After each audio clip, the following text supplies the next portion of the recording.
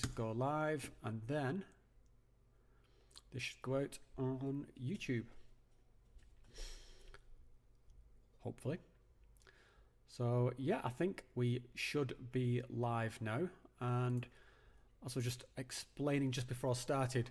So yeah, I'm using this kind of new streaming tool. It's my second time using it. Still a few technical problems using it, but it brings this awesome innovation of, over here, now I can bring in the text chat from YouTube into the stream.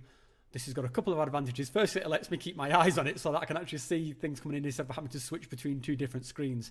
And secondly, it lets you guys see the chat sort of coming in as kind of, and you can sort of react to it. Look, I don't know, it looks a little bit professional. I was quite pleased that I got that in there. So yeah, maybe that makes the tool worth using. But anyway, sort of, licking my own ass about my the technology that I've got. I hope you guys are all doing great. I've had a kind of busy couple of weeks since we last did one of these. I think last time I spoke to you guys, I was just about to go to a music festival in England, and I was really looking forward to this music festival. And at the time that it was going, this kind of heat wave was happening, so it looked like it was going to be pretty good for camping. And I appreciate heat waves have got their own problems with being like too hot, but for camping out for festival when you're going to be like sort of sleeping most of the day and up all night, that didn't seem too bad.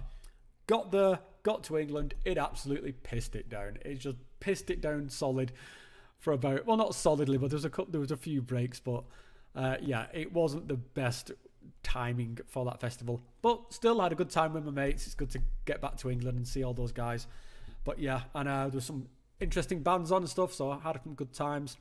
And then, yeah, as I was just mentioning, me and Rachel did some LSD last weekend and just kind of went mooching around Switzerland, high as kites. Sort of, it felt very, yes, we kind of felt very connected to this kind of the spirit of LSD because it kind of originated in Switzerland. So yeah, we were just kind of out there in the fields and had just a really awesome experience. We're probably going to make a few videos about it because there was some interesting interactions there. First of all, I mean, I haven't really ever talked about LSD on this channel, and I don't know if that's given the impression that it's something I've not really done much of, which is just not the case at all.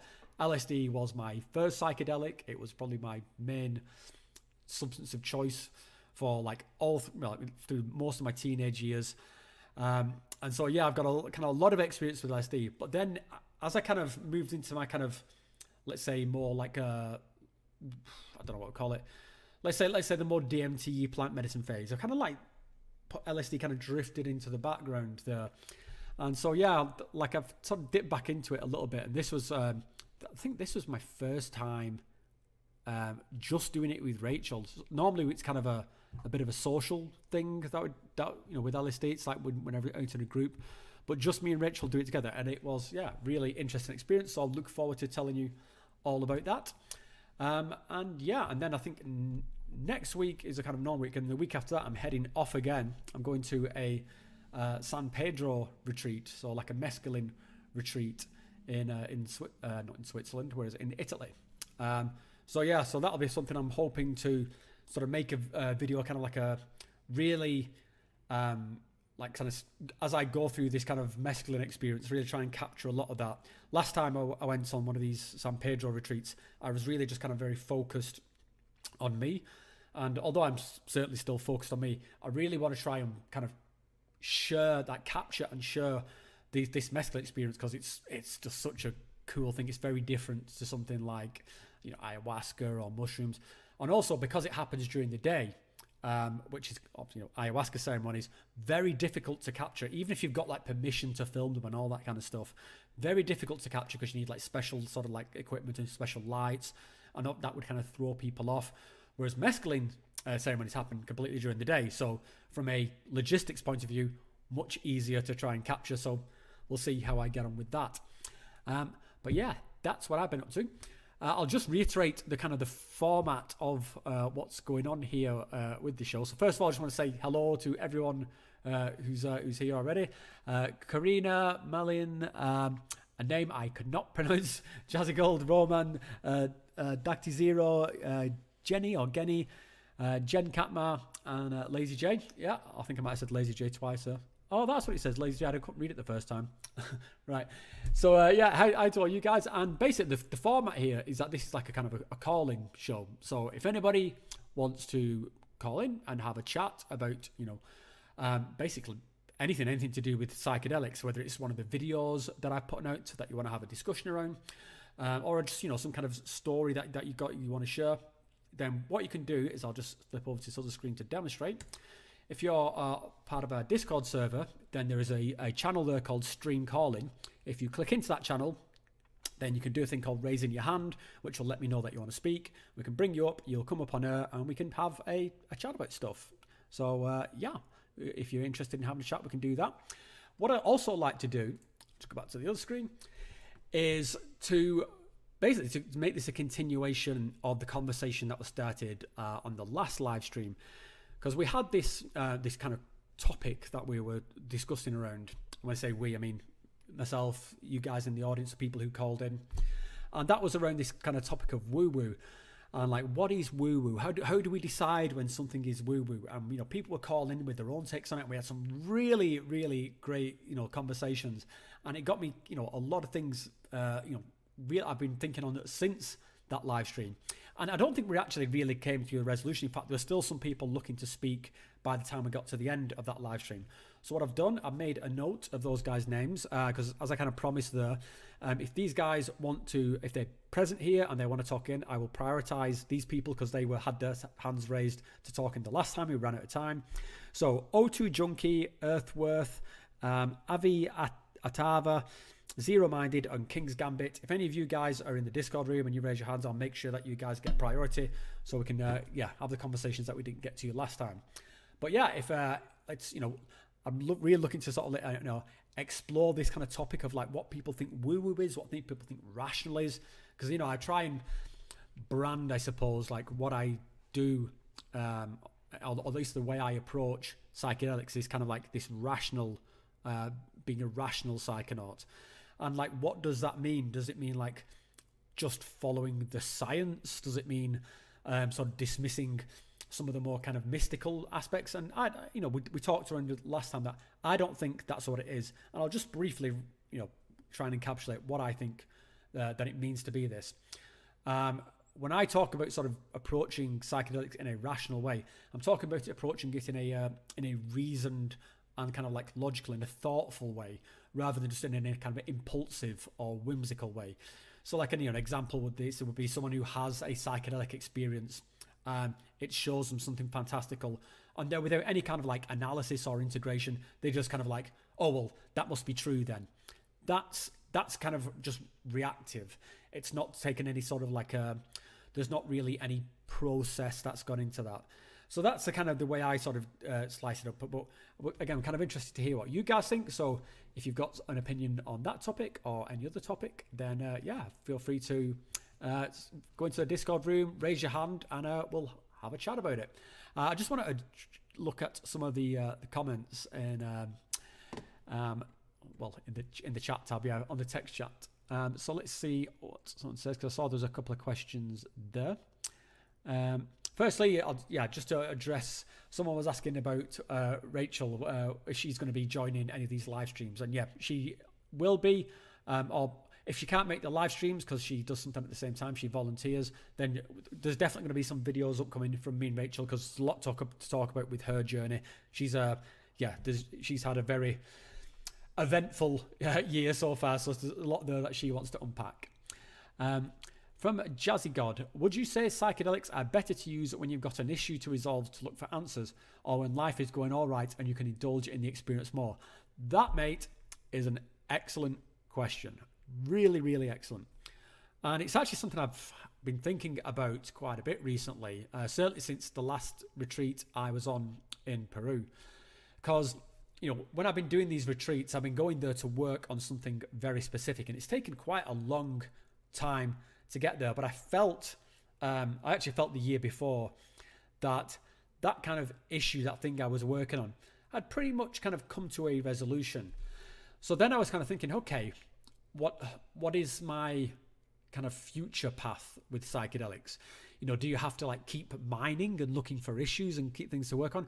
Or is there just a kind of a point where you can just have like a really awesome time and sort of look to go into more just the kind of the consciousness expanding, the kind of like the enjoyment, the joy that can come from these substances.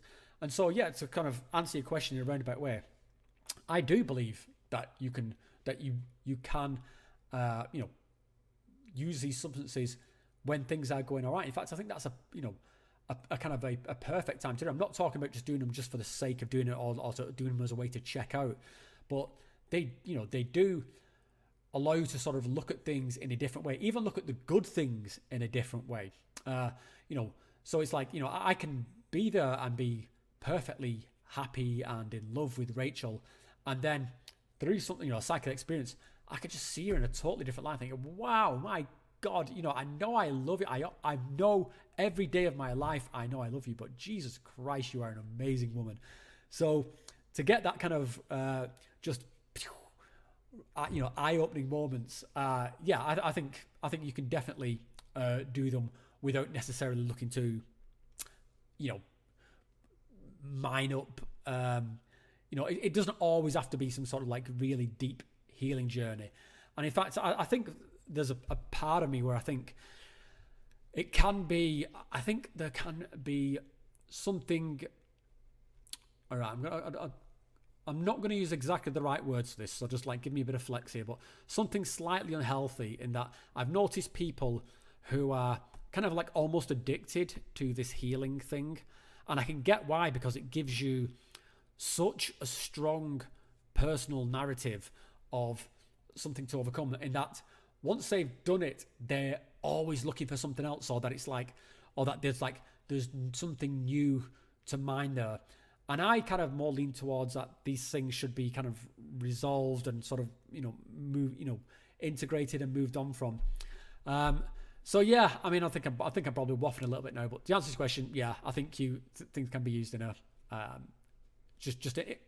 make the good times even more good.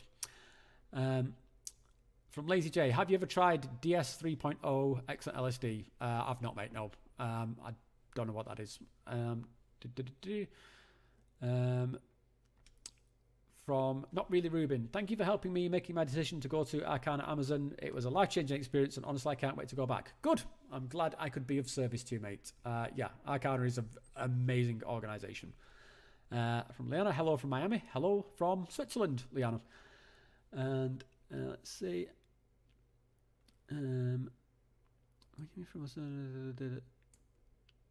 Cool, okay, I think I've answered all questions. Oh, I'm from Mighty Magpie. Waffle away, my friend. Cheers, mate. I do tend to waffle a bit.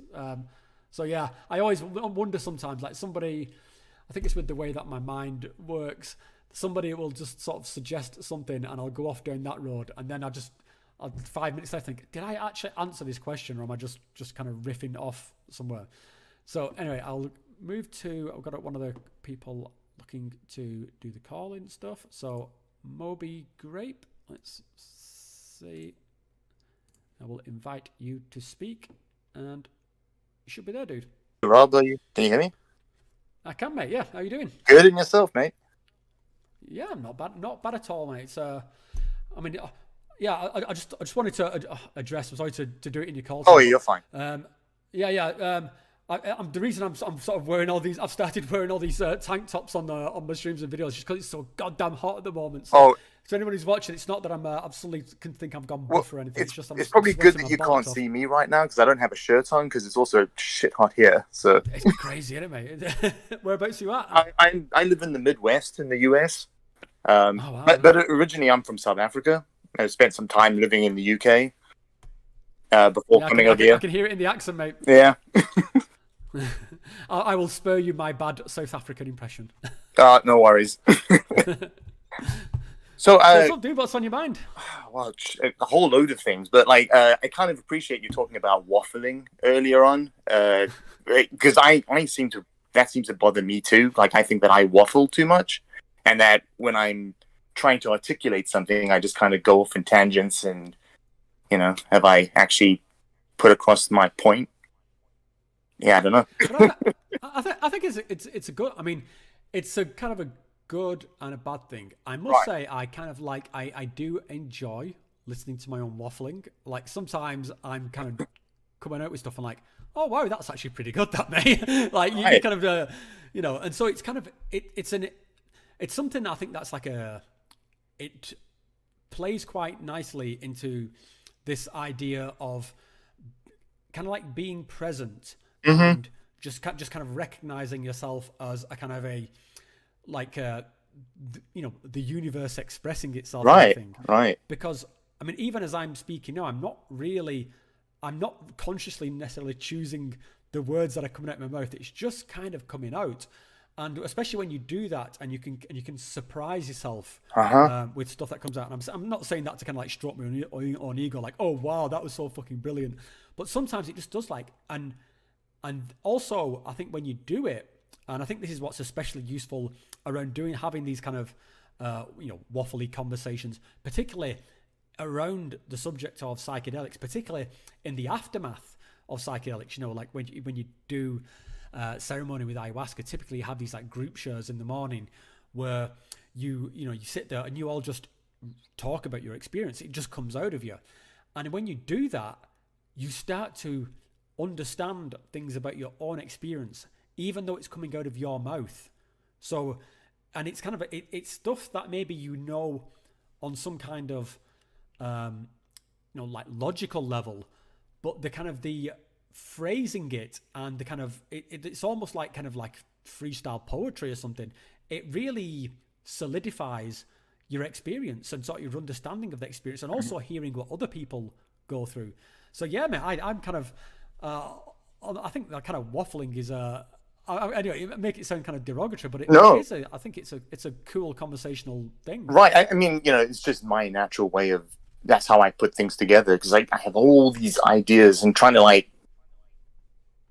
I suppose, put them all together and then be able to express that. And it, you know, to me, it's not the easiest thing to try and put into a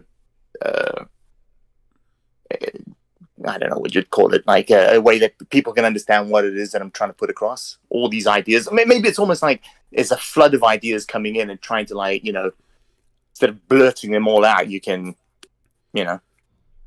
Well, yeah, I actually think I'd even go as far as to say that sometimes the attempt to put a structure around these kind of ideas, that, you know, when you're in one of these kind of these just idea flows, right?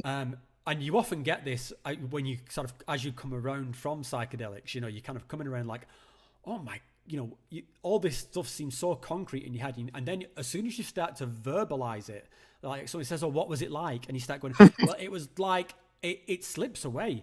Yeah. You know, so it's almost, and it's because you're thinking about how to describe it. Whereas if you just kind of blurt it out, like not necessarily even trying to make sense, like, you know, oh, just colors just morphing into, transforming into shade. That would actually do a much better job than sit there going, oh yes, it was the most beautiful shade of green that was ever, you know. Right. Sometimes it's just better to kind of riff. It's almost like playing a musical instrument or something like that. You just got to let your mind go with the kind of like the feel of the experience. And when you know, this is again one of the things I really like about being on retreat, because when you're there and you've got a group of people in that same kind of headspace, yeah, you can just have these bonkers conversations, like right. So much fun. Right. Yeah. Absolutely. Yeah. Because I know that you this basically the format you wanted for this one was around woo-woo ideas, and you know, kind of how it plays in. I mean, because the last time I chatted with you on, it was, God, like I think back in January or something, again, was talking about back pain and or just pain in general, and sort of how, and then this is the interesting thing, because most of the stuff that is become useful, you know, or at least plans and how to address a lot of these things, you know, through psychedelic experiences. There have been a lot of very weird experiences, which, I mean, obviously, but when we were talking about that, how what I was getting from it was that there was this connection between my actual physical pain as well as you know, traumas, mental traumas from childhood, or I mean, basically it tied into the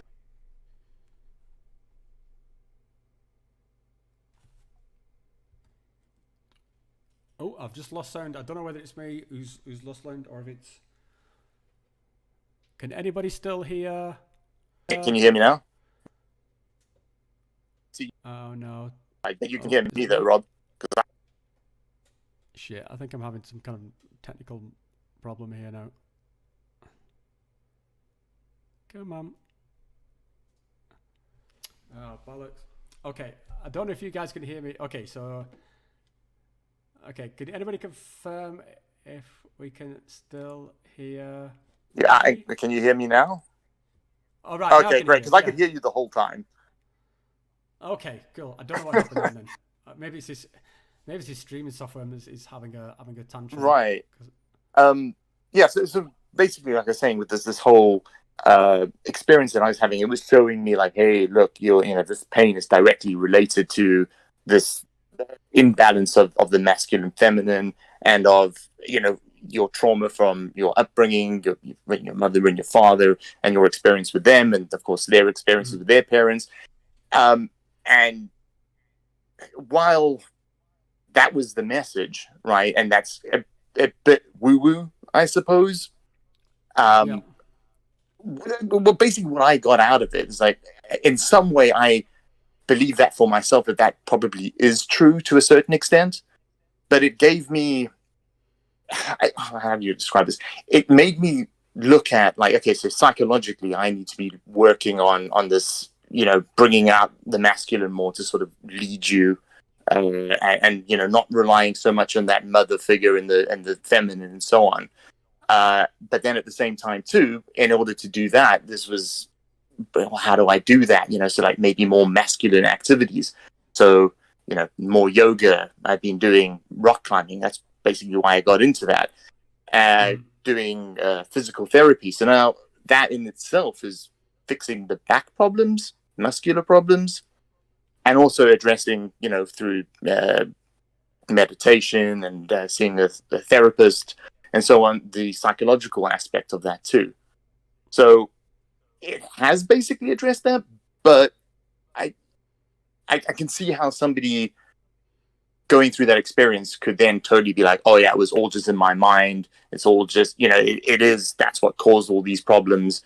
And then think that's how everybody should be addressing such things. Yeah. Does it make sense? I mean, yeah, I think it makes sense. About I personally, I wouldn't put that kind of stuff into the woo-woo sort of camp, because I suppose it's one of the things we did in the last was just to kind of pin down what or at least what do I mean by woo, and again, people have their own ideas of it. But I because I think what you've just described is I totally get. A lot of people would kind of class kind of like woo-woo or mystical bullshit or anything like that as anything where it's kind of like it doesn't fit comfortably into, let's say, like mainstream science or mainstream medicine or something like that. Right. So, anything slightly alternative, that would be woo.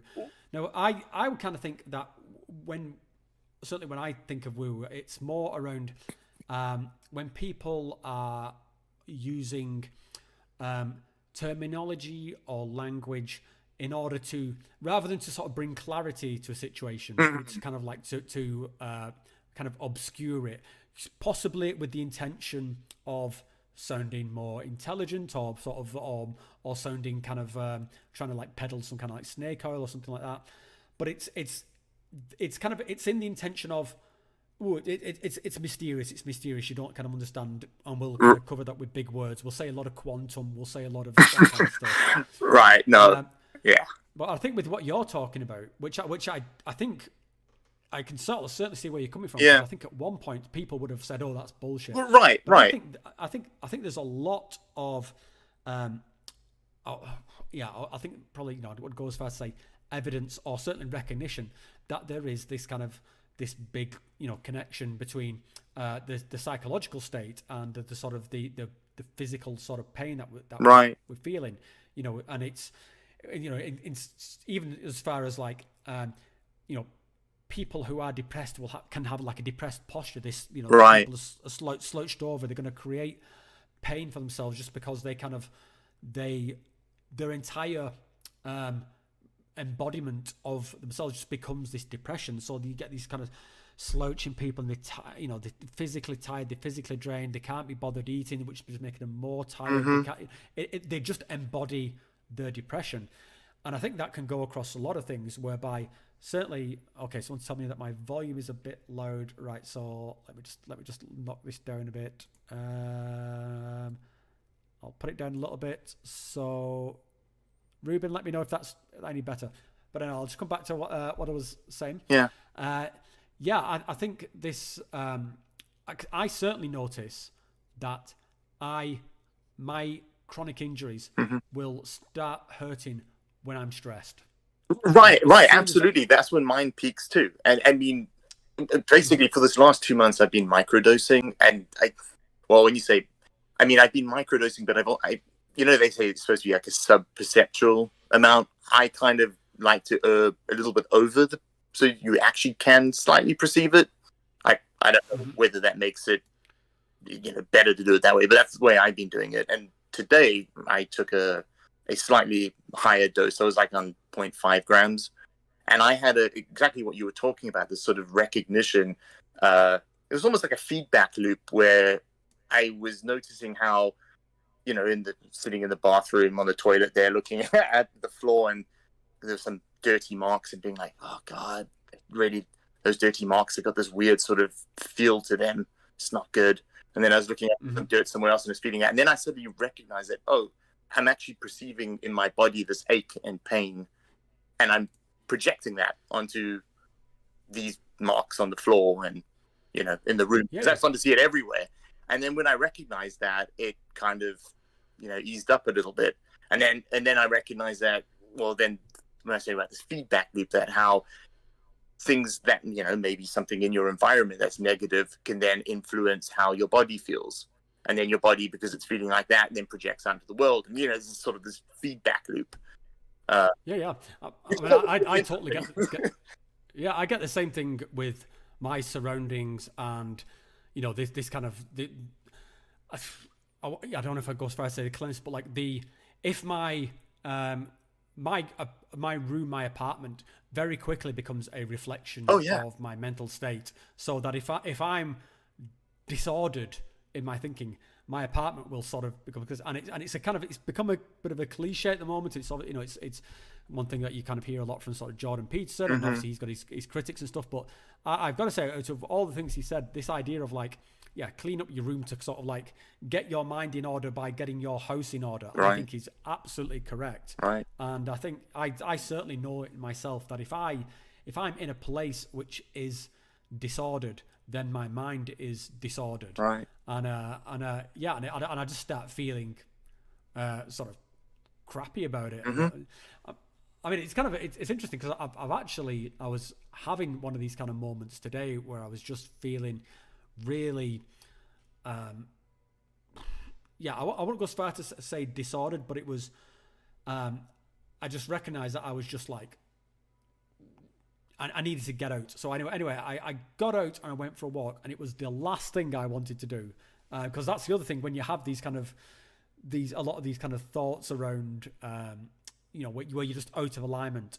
It almost kind of makes you want to stay like that. But then I just kind of like, okay, I've just go for a walk, and I just felt so much better, and I sort of came back and I was in like a really positive mood for doing this. Right. But I think this whole thing of mental state, psychological state, emotional state, which can sort of manifest within the body, to me that's an absolute no-brainer. I think it's I mean, it's certainly true for me. It seems to be true for you. And right. I've heard from things on like places like Joe Rogan and stuff like that, where he talks around it a lot, And so I think there's a lot of like I say, I'm careful to use the word evidence around that because I'm not reading any studies, but it's certainly my experience of it. Yeah, but that's the thing. That's my experience of it too. And they have, I read stuff that there is. I don't want to say evidence necessarily, but there is this start now where, people are starting to recognize that this is, a possibility, or that this is what is happening. Yeah, I mean, it's kind of funny you're talking about going for a walk today. That's exactly what happened to me because I have a real problem with the come up on mushrooms. Oh my god, fucking hate it. Like it makes me feel there's the nauseous part, but it's wouldn't say it's anxiety necessarily. Like today, it just felt like weakness. Like there's waves of weakness. Like, and it's just oh my god, I don't like it. It's not. And is it just mushrooms like that you get that with, or is that well, with everything? The last time I took San Pedro, I didn't have that at all. The only time I ever took acid, that was not like that. Ayahuasca, well, God, that was a experience all on its own. Yeah. I don't think I want to compare it to that, but mushrooms do seem to be like this, and these are clearly like at the moment lower doses. The biggest amount I've taken recently has been a gram.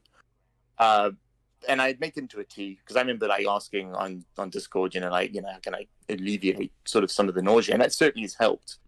But there's still this like I don't know, and it's just that come up, and I can see how I'm with you, mate. And I kind of like that's what gives me the fear about doing larger doses because I almost feel like that sort of period could send me over the edge. Yeah, I don't know. I think, well, first of all, I would say I totally agree. For some reason, I think, mushroom come-ups is one of the sneakiest sort of kind of ones. I say sneaky in just that it can like send you one way or another, right? And it does have this bit more of a body load to it, and that was something that I kind of noticed because I would agree as well. I don't get it with San Pedro. I didn't get it with LSD the other week, and like you said with ayahuasca. It's kind of like, at that point you fucked anyway. So it's just I go still with remember that kind of come up on the ayahuasca. It was all great and good, and then it all went fucking south. And I just remember like opening my eyes to get out of this experience and just being like, oh, "Fuck, I'm in that place." I'm making a video. The reason I don't know if you've seen, I put out a video today, which is all about. Sort of like bad trips and like are bad trips real and stuff like that. And the reason I put that video, I wanted to do that video, was because the next kind of like trip report video I make is a kind of like what would some people would describe as a bad trip, right? And it's certainly, it certainly would be described that way. But I kind of want to get to the point where there was actually it had a positive outcome. Right. But Jesus Christ, this was when I was in this is when I was in Peru in June, and it was awful. Like this was like the kind of probably the phrase, the title for this video I'm going to do is going to be something like "Burned by the Biblical God." It was like this was like Raiders of the Lost Ark, skin peeling, fucking like the vengeance of God to burn the Nazis. That kind of stuff. But it was just going on. Forever. It was one of the most brutal experiences ever. But I think it was what was necessary. So that's why I kind of wanted to make sure that I'm kind of prepping people for this kind of like, I'm going to describe something. It's horrible. It's what most people call a bad trip, but it was worth it. But, when you talk about because I clearly have this like fear of going through something horrific like that. I mean, my ayahuasca experience, while it was challenging and fucking freaky, I don't think it's clearly not the depths of hell, right? And that really it kind of almost and this is why I wonder sometimes if I'm kind of like there's a feeling that I have the deeper I go into this, it's going to happen, and that's probably true for most people, right? And but then also like at what point are you kind of setting yourself up for that because you believe it's going to happen? I don't know. Yeah, so it's a tricky one. The way I kind of framed it for myself because. I kind of I've wondered, and I've heard people say this is like, it's almost that the more you do it, then you reach some kind of tipping point whereby it's kind of you're just kind of setting yourself up for getting your ass kicked. It's almost like if you want to personify the mushrooms, they're like, oh yeah, come on in, this is all a good time, and then like right now we got you, you fucker, and then they give it exactly. So the way I kind of made my peace with that. And I kind of visualized this a lot, and it helped because one of the places that I went to was the Sacred Valley where there were these kind of mountains and stuff.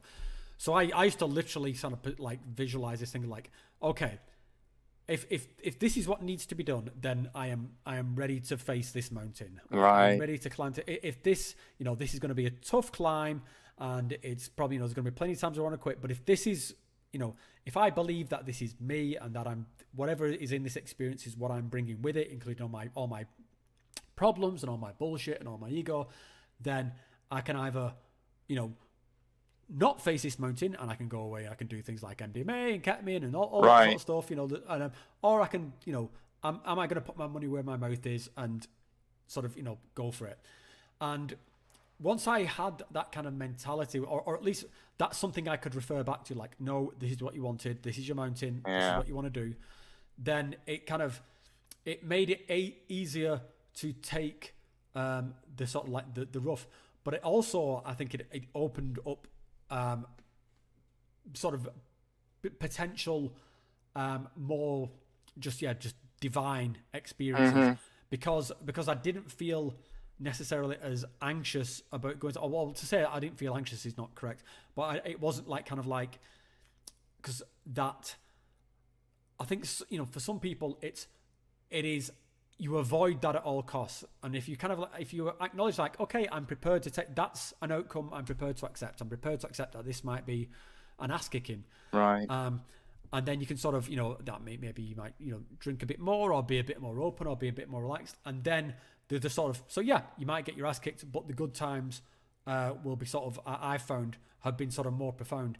And what I've actually found is that the ass kickings have actually been more profound as well. Right. That they've had more value because I'm not just trying to avoid them. I'm right. like, okay, what is this ass kicking about? Like, I'm here. I'm going to quote a guy who was on the retreat I was just on in Peru, and he was really sort of going for this. He had his own sort of challenges, and he was really fun. And he was like, I want this.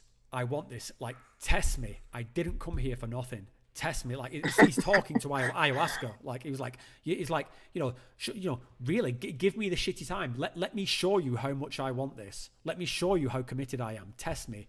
Like, and he wasn't being a dick about it. He was completely sincere. And I just thought, what a positive attitude to have. He wasn't being cocky. He was being completely humble. But he's like, I want you to know, like, whether, and you can map this whichever way you want, whether he's actually talking to some mystical force or whether he's talking to his inner psychology. But he's like saying, I want you to know that I'm here for this. I'm not fucking about. I've come here for something. Show me, like, and yeah, I find that quite inspirational. Now, obviously, it's one thing to have that kind of stuff in your mind in the cold light of day, and then when you sort of feel it coming on with the mushrooms that you're talking about, and you feel all that nausea, it's very easy for fucking hell. Yeah. Yeah.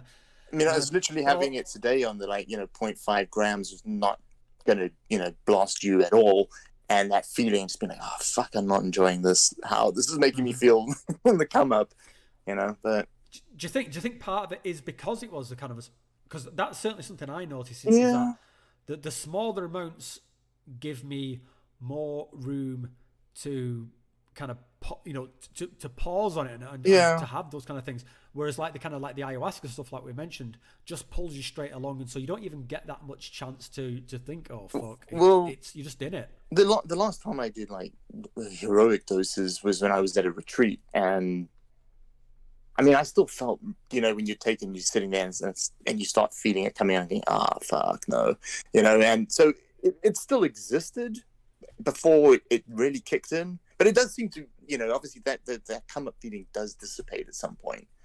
I don't know. Like, it's just not pleasant, I suppose. No. Well, I always think, when you were talking, I was going to say, I always think of it like breaking like a wave. I always think it's like, it feels like this is kind of come up, and it's like things get turbulent, and then it just kind of like, there's a point for me, and it's usually, at the point there where I'm listening to some kind of piece of music or something like that, and I just think, oh wow, this is beautiful, and then the kind of like the come up wave just breaks, and it's like from then on it's good. But yeah, that come up can be a bitch. Well, the interesting thing is, because like I said, I've been doing these microdosing, or I don't know if you consider them to be microdoses or more like museum doses. I think I would say like half a gram's probably a museum dose. I would call it. Yeah. Generally, I'm like on anything from like if is it during the week and I'm at work, I'm doing like 100 milligrams, so like 0.1 or 0.15. But like on the weekends, I do anything from like 200 to 250 milligrams. So, you're definitely altered. But you're able to I can go to the shop and nobody's going to know that I'm, slightly altered. I mean, but anyway, where was I going with this, Rob? Shit. I don't know, mate. What we're about? We're on about mushroom. They come up from mushrooms. But just before you go, because I just want to, just before you go into what you're going to say, I just want to throw in something that a couple of the comments which I thought was really good in regards to our waffling topic. Somebody offered this sort of a couple of names for it. Where was it? One was conversational jamming, which I like that. And the other one was mouth jazz. That was from Infinite Dur came up with mouth jazz, which I think is a pretty good a good description of what we are. Right. So yeah, conversational jamming and mouth jazz. We can use them instead of waffling. Go on, mate. I got it back. So what I have noticed in this sort of that unease in this come up, what's been happening throughout these 2 months is that there's been this I feel it within me, like you need to start moving, you need to start stretching, do some yoga, even though like you're talking about with the walking, don't want to do it because I'm feeling shit. But it seems to be the minute that I start doing that, it does kind of ease it out a bit. So, yeah. I'll tell you what, man. Just one interesting, and this ties back into the pain psychology thing. So this is something I noticed on my last ayahuasca retreat, and I'll show you. I don't know if this is going to show up too much on the camera, but it maybe I don't know if you can see it. But anyway, I've got a scar basically that runs across right around the cuff of my shoulder here. Right. But so yeah, basically I've had to like reconstructive surgery on my shoulder because it's a bit of a messy story. But what it means is that my right shoulder is more or less completely fucked. So I've got very limited movement in there, and this is where I get a lot of my chronic pain. Mm-hmm. And I'm a side sleeper, so this is likewise. So yeah, if I sleep on my left side, it's fine. If I sleep on my right side, I probably shouldn't.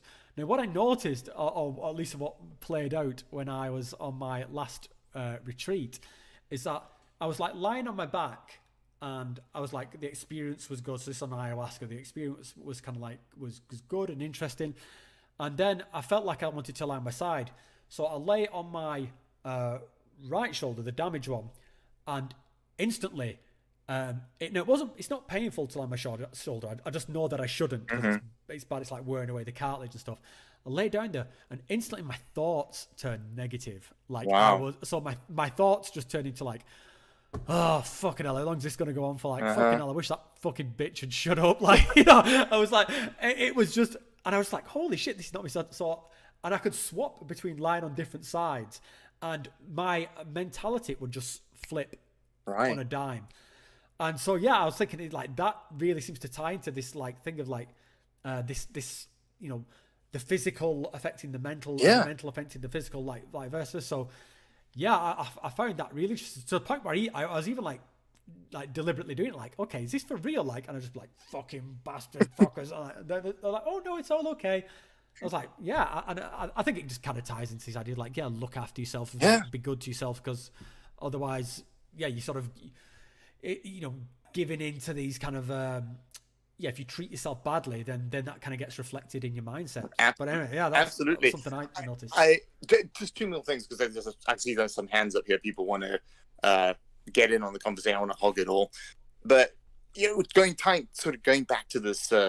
Doing these higher doses and this sort of fear, I think some part of it, I mean, clearly this is part of my personality, but like also in this situation I am in at the moment, the only person I have to sit me would be my wife, and she's not keen on doing that at all. Okay. So that also is kind of one of these things, like, do I really want to be, going deep when I don't really have anybody with me?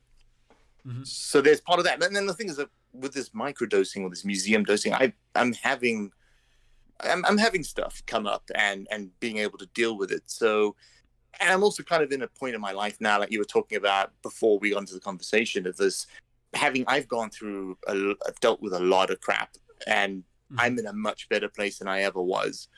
So, maybe there's also that part of like, fear of going deep that, I'm in a good space now. Why would I want to dredge up stuff if there is anything? And it might not be anything, but there is that sort of bit in the back of the mind that sort of, why fuck with something when it's good?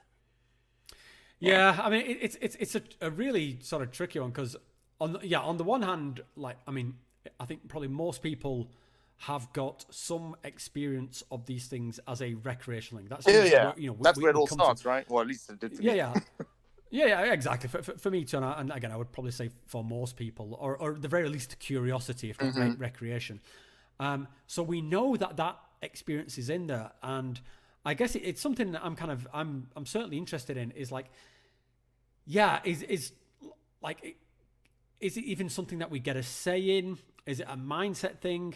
Like, can we just go and have these just like super awesome stuff? I'm absolutely convinced that we can. I think I would say that certainly it's from my own experience. The way I kind of slice these up is that when I do like psychedelics at home, that's mostly just super awesome times, and that's why I make sometimes I make these super silly videos about it. And then sometimes at home, but certainly when I'm in that mindset of working on that stuff, that's where that stuff will come up. So I think you can kind of pass it out a bit by setting. But for sure, I mean, I wouldn't. Yeah, I mean, it's a tricky one because on the one hand, I personally absolutely love just rolling the dice, having my mind completely blown, and seeing just experiencing a completely altered state. I think it's just one of the most amazing experiences available. It is magical. But if you're kind of happy with the way that the cards are stacked at the moment, then sure, why don't fuck about with it? I mean, the thing is, I'm pretty comfortable with lower doses, and I can manage that, and I'm getting something out of it. So yeah. I think you just have to. It's one of those things. You make your own kind of right choices. And I think it's kind of like you've talked about a number of times, the sort of pissing contests of people. Oh fuck, if you haven't done this amount and haven't boofed it up your ass or whatever, you're wasting your time.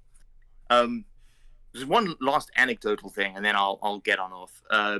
What I've noticed also and I don't know, because a few times times I've done it before, I wasn't doing it multiple days in a row, but I have noticed that with mushrooms that there's this.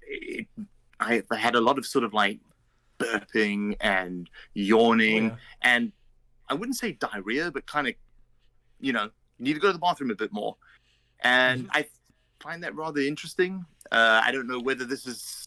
I don't want to. I mean, kind of like you have the purging sort of aspect of ayahuasca, and whether maybe this is a similar thing. I don't know. I'll be honest. I get that on pretty much everything. Oh, okay.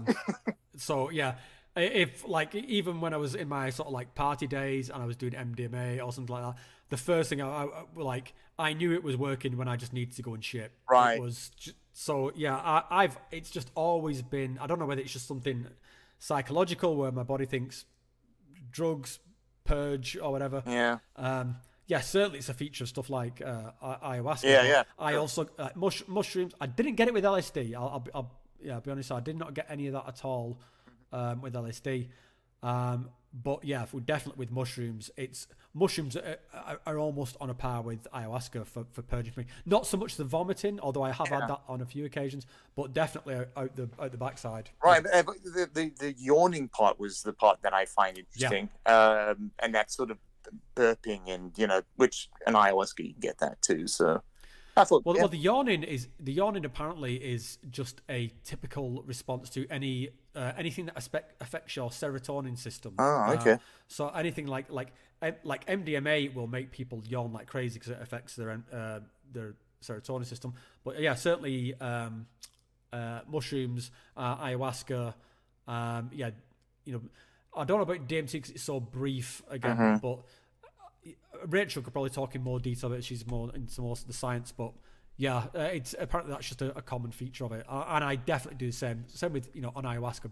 I know it's coming on because I just have huge yawns that my face almost wants to peel open. I'm yawning so much. Well, yeah, with my ayahuasca experience, all the purging was through yawning.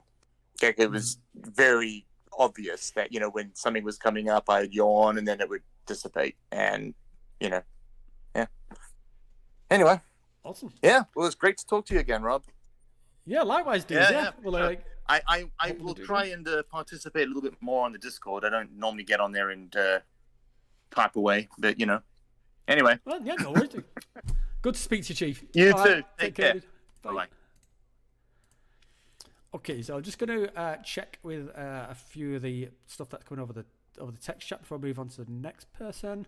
I saw a few messages from people saying that the volume's a bit crazy, so I played around with it a little bit. I'm hoping it's a bit better now. So I don't know if I'm trying to get it. Yeah, I wasn't sure whether I was too loud or whether the guest was too loud. So if someone can just let me know whether those are kind of balanced out or if I need to bump one up over the other. Yeah, just give me a shout. But let me just get to some of these things. So first of all, yeah, thanks to the guys who were suggesting the things around the kind of like the jazz waffling, the conversational jamming and jazz speaking. I like those a lot. Someone saying, yeah, and also apologies for the little the technical drop there. I'm not sure what happened. Probably something shit on mine. I might need to buy a new computer or something. Okay, so so from Ducati Zero on the woo-woo topic. If woo-woo frames the issue you are grappling with, it doesn't really matter if it is true or not. If it shows you the heart of the problem so you can act on it or understand it, the dress up is meaningless. Okay, I think I know what you're getting at there, Dacty. So, and I think I would agree with what you're saying.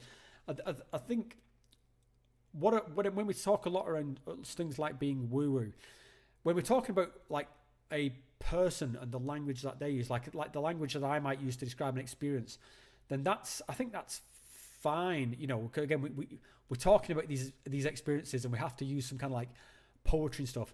But I think it's when someone is framing it to someone else, usually, and particularly, you know, when we talk around woo-woo, it's, you know, not to be too cynical, it's usually involved around getting something from that other person, either getting attention from them or kind of, you know, perhaps selling them a service.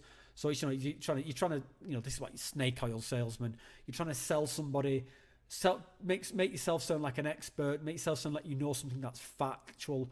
Whereas, yeah, really don't. We talk, you know, I think, yeah, I'm doing a bit of the older the jazz conversation stuff now, but I think we're on the more or less the same page there, mate. From Karina says we don't use the phrase woo-woo in the States much. I think it depends what circles you're in, Karina, because I've certainly heard a lot of people from the States use it.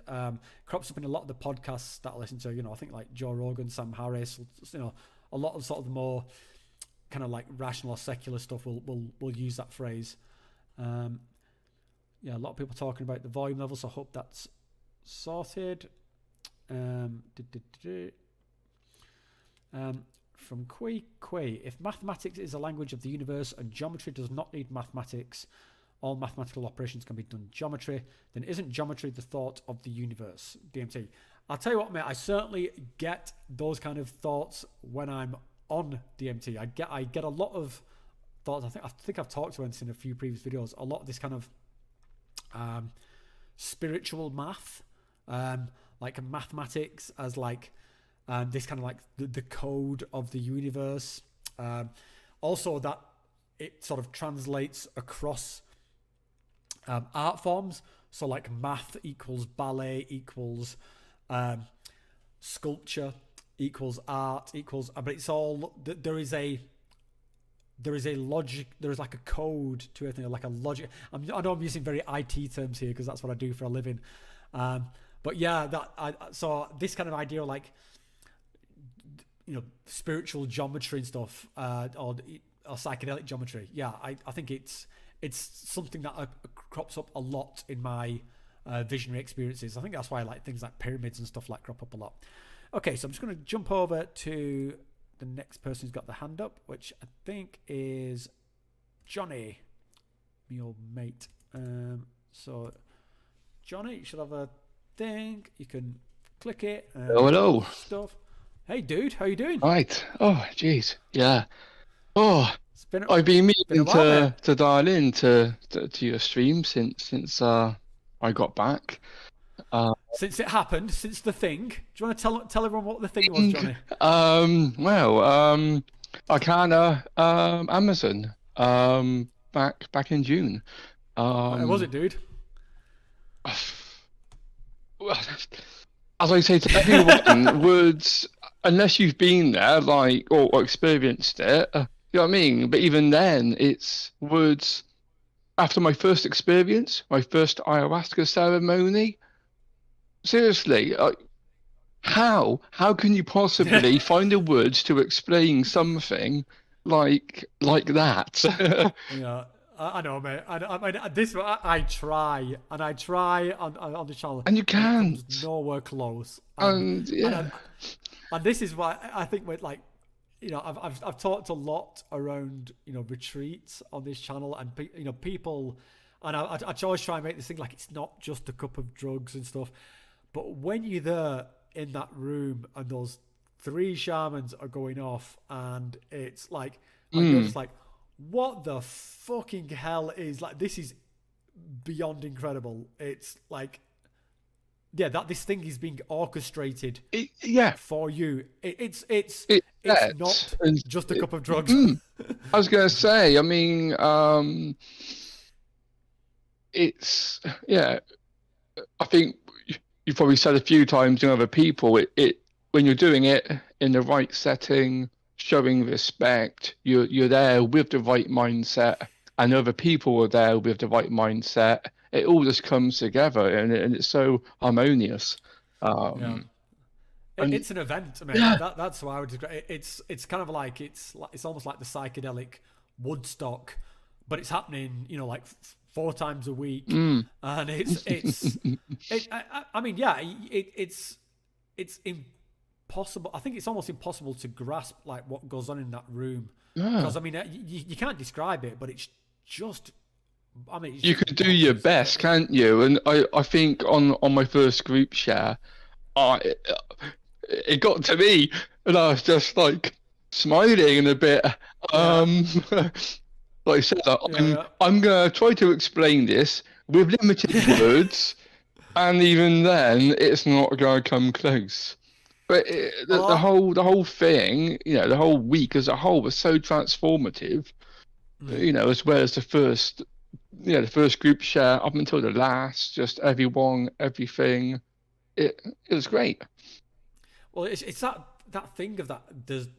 It's such a healthy mindset and such an open space to. I mean, like with the previous conversation with Moby, this idea of kind of waffling and just without judgment. To be able to just like to like whether you need to burst out crying or whether you need to just fucking. Yeah, just burst out laughing or just say like, Jesus, like I don't know what to say. That was amazing. Like whatever you need to express, you can do. Yeah. And it's everyone was doing it. There was plenty of jaw exercising going on that week. I tell you now. I mean, but I remember last time I was at Arcana, which was last year, and it was funny. I kind of like. I was like almost like a bit of like the old veteran there. I think it was like my fifth time at Arcana, and people were saying to me at the beginning, like, well, how come you keep doing this? How come you keep doing it? And after the first ceremony, I remember like they lit the candle at the end, and like people sort of gathered. And I was like, now you know why I keep doing it. Like we just burst out laughing because it's just like so like, I mean, I constantly say like just like what the fuck, and I don't mean it in a derogatory way at all. It's just like there's just there's no words. Yeah. There's no words for the beauty of what just happens. It's shocking. It's just holy shitballs, Batman. It is, mate. It is. I mean, but I'm so glad you had that experience, John. I mean, I'm stoked for you, mate. Yeah, and like with where you were saying about the singing and the shamans and that, and I don't know whether anybody else has had something like it, but had to make it to the bathroom, as you do. And it was weird. As soon as I closed the door in the bathroom, it was like I was in a box. I was in my own space. Do your business.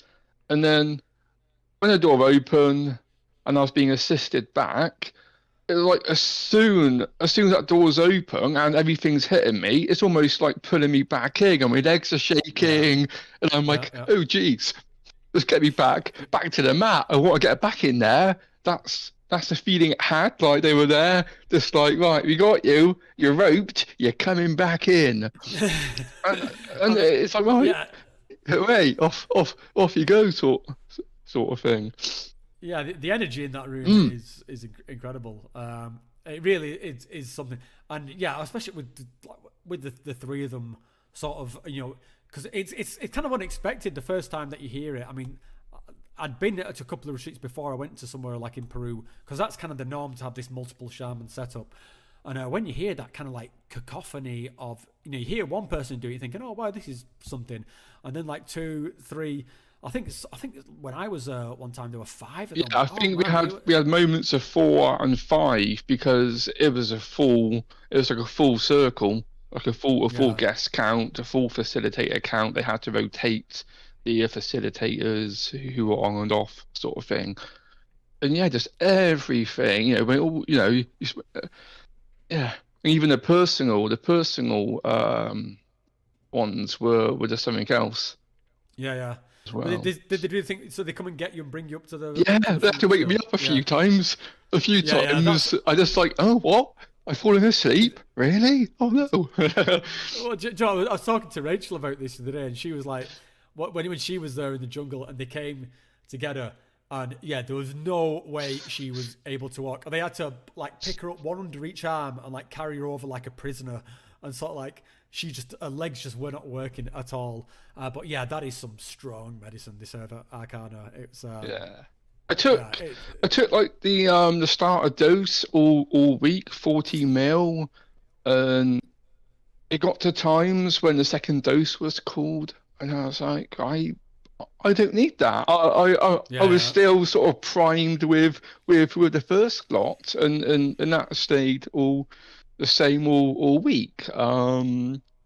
And it was working, and I was like, well, why do I want more when the current level is doing its job, sort of thing. Yeah, I think it's just for some people who do take more, but I'm kind of like that. If I've had like an experience and I don't try and top it up or chase anymore, like it's like that's it. If it's worked, it's worked. If it's not worked, then I'll go and get another cup. But yeah, that's very sort of rare at Arcana. I mean. Yeah, but I mean, it's one of those things. You know, it's there. If people want more, you can go and get it for the bold, for the intrepid.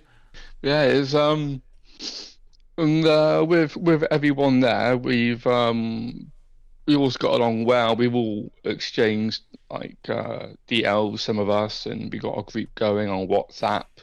And some of us are thinking of giving the Mexico retreat a try. Excellent, yeah. I mean, that's what I've not been to yet, because that's like a pop-up one, isn't it? It's not like a that's like a permanent fixture. No, unless it's every what was it? I think it's March, April, and May. They open up that one for those 3 months. I think my understanding is like it's a villa that they've got access to, rather than it's like permanently open, rather than, you know, like. Not the same as like the Amazon or the Sacred Valley. Built like, for them, sort of thing. Exactly. Yeah. But yeah, I've been sort of meaning to get to the Mexico one at some point. So yeah, I don't know, mate. Let me know when you're going. Maybe I'll jump on that one. Yeah. So I looked at the price. Even for a 7-day, you're paying a bit more. But I was like, well, but then you got to think about it. Look at it. It's you're indoors and you got other perks and bits going on. And yeah, it's definitely a bit more luxury, I think. So I'm not. The price reflects that.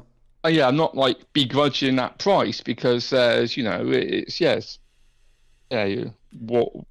you're paying. So yeah, some people spend that on going out and getting pissed. Some people spend it on cocaine. Some people spend it on fast cars. I don't really spend money on that stuff. I spend my money on myself. On these kind of things. So. What better investment is there? Yeah, it's opened me up. I think from the Discord as well. I've been trying to find other places in Europe, or trying to find other people I could potentially experience mushrooms or truffles or the San Pedro, or peyote. Just try out those other plant medicines again in the right setting. So like a retreat type bit. So I'll see how that goes. I'll see if I sort of what's it, psilocybin. That's it. That's the proper term. Yeah. Yeah, Well, I might do those. I've got this San Pedro. I think I put the details on the Discord. So if you're looking on doing San Pedro in Italy, that's one to check out. I tried looking. It is a bit of a tricky location. To get to, that was it. I thought, well, flights and travel, and I was like, it could be a bit of a ball ache for me coming over from UK, unless it's just me being picky. Probably both. Well, I think it's the same with all, I think with any of these retreats, you don't get many like in really major accessible locations. Yeah. So it's a bit like, with like a Iquitos or even with Cuzco or anyway, you normally have to like go somewhere and then do a bit more traveling. So like you go to Iquitos and then you do this, like, you did it yourself, this 2-hour this 2-hour boat ride and all that sort of stuff.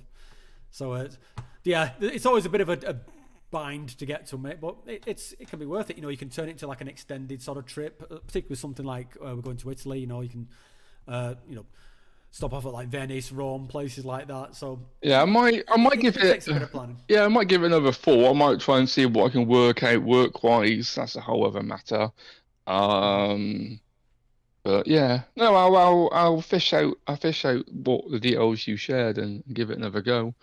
With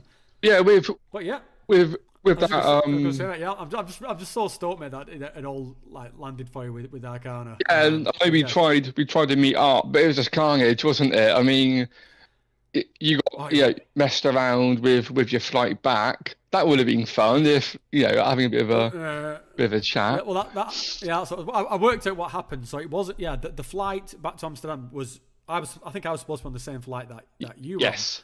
But it was my flight from Amsterdam that was cancelled, and so they just put us onto a completely different thing. So crikey. Yeah, so we ended up having to do an extra day in Lima, which turned out good. We went and spent the day next to the sea and sort of did a bit of a typical English person, roll our pants up and go paddling in the Pacific. So it all worked out well. Well, at least you made the best of a bad situation. Well, not even a bad situation. A last ditch change of plans. Exactly, mate. Exactly. Yeah. So no. All right. Well, no. I thought I'll jump on in the gas bag, and that's it's done. Yeah, mate. It's awesome to talk to you. And mate. I mean, I'll say have a look at those San Pedro details, and if you've got any questions, give us a shout, dude. Yeah. Okay. Well, thanks so much. I'll let you crack on, mate. And Johnny, catch you again. All right, speak to you later, dude. Bye. Bye. Okay, so I'll just do a quick check of the old text chat. Let's see. Sure. It looks like the volume levels are okay now, or at least nobody's complaining about it.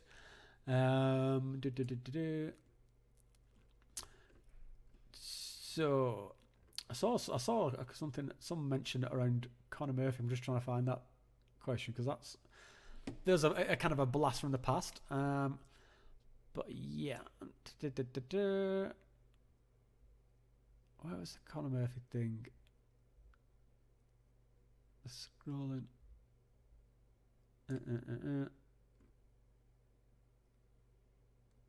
No, I can't find it. I'm in trouble.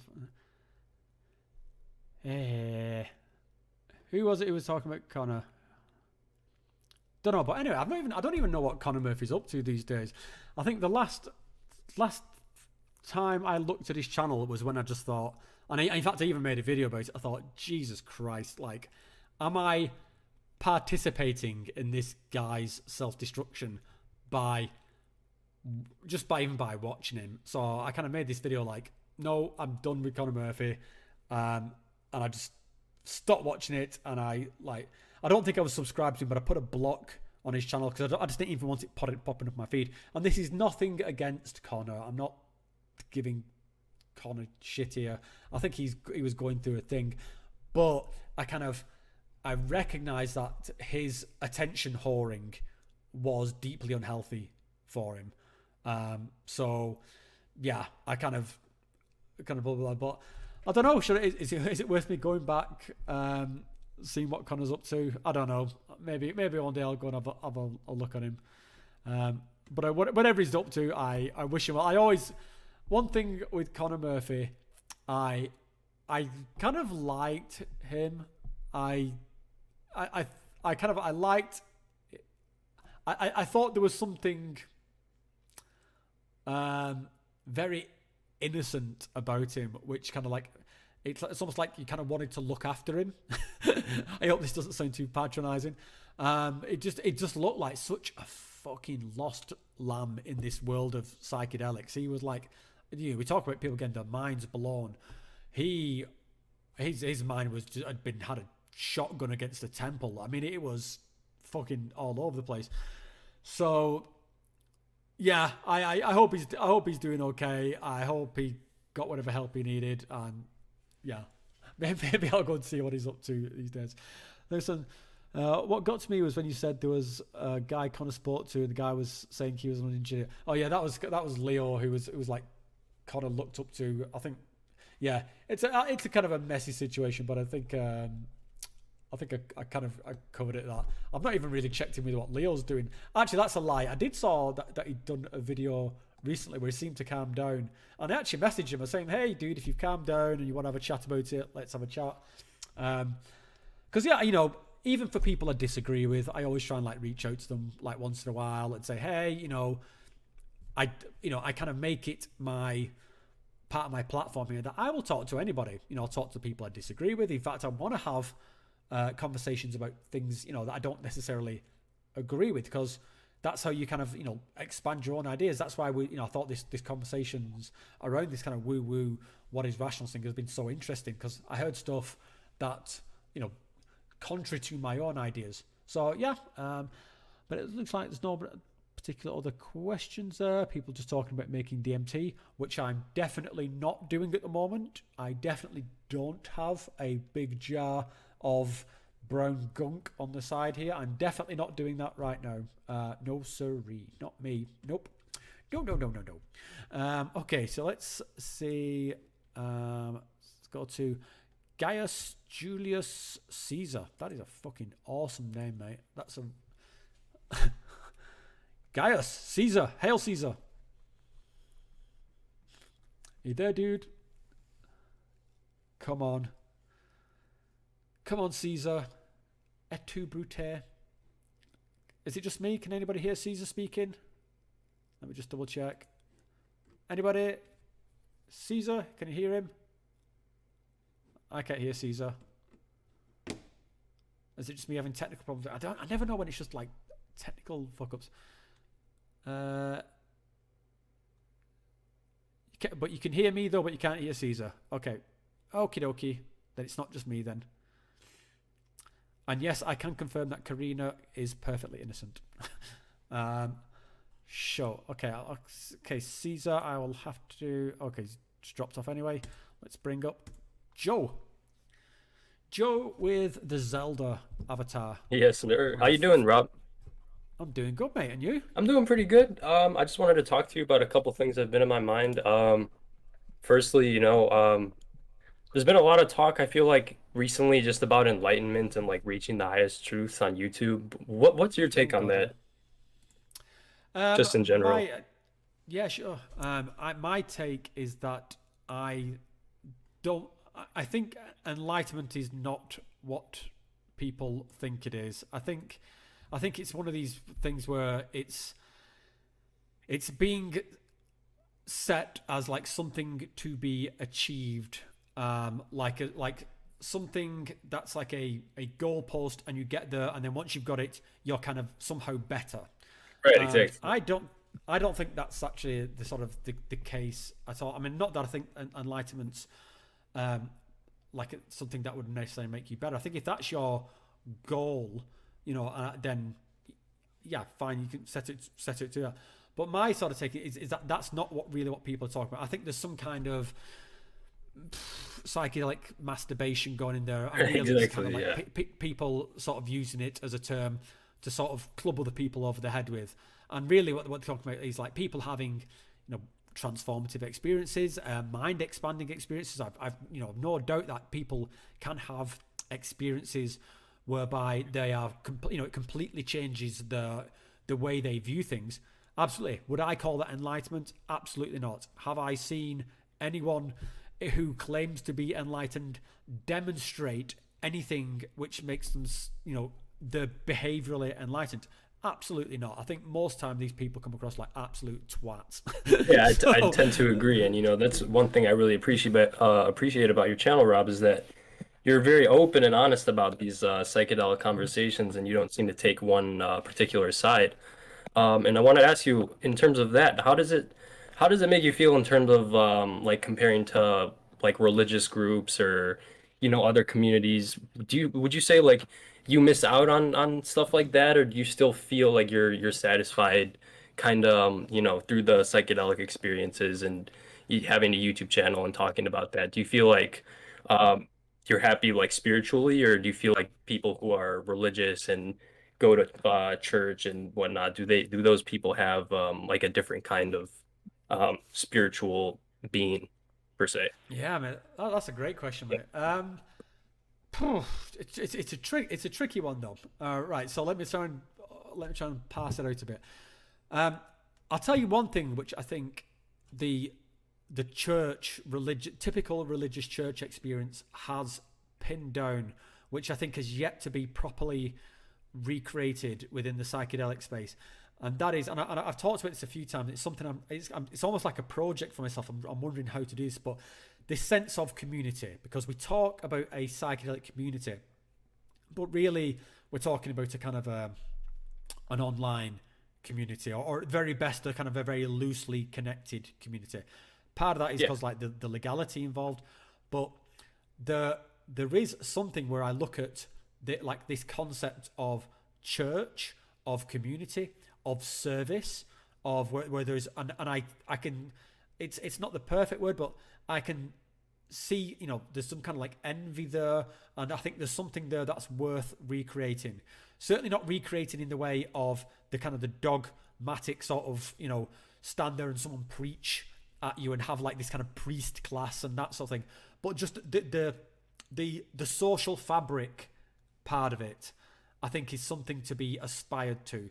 Now, again, not necessarily in the same way that it plays out within religion, but just to have this common thing, like, and I'm trying to wonder, like, how does that play out in the real world? Because it's all well and good having places like ayahuasca retreats, but we all know these things are really expensive, and also these things are, like we just talked about with John on the last call, these things are events. You know, you go there with this big kind of, you know, expectation. There's this big amount of activity that happens around it.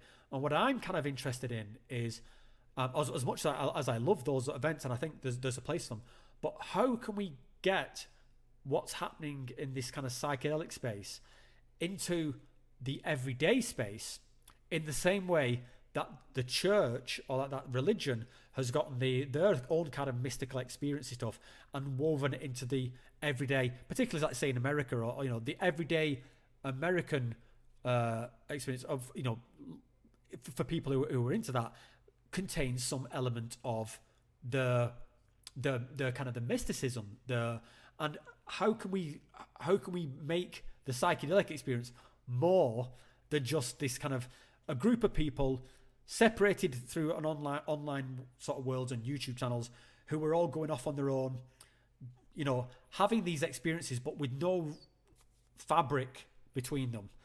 So that's something I think we kind of miss out on a bit.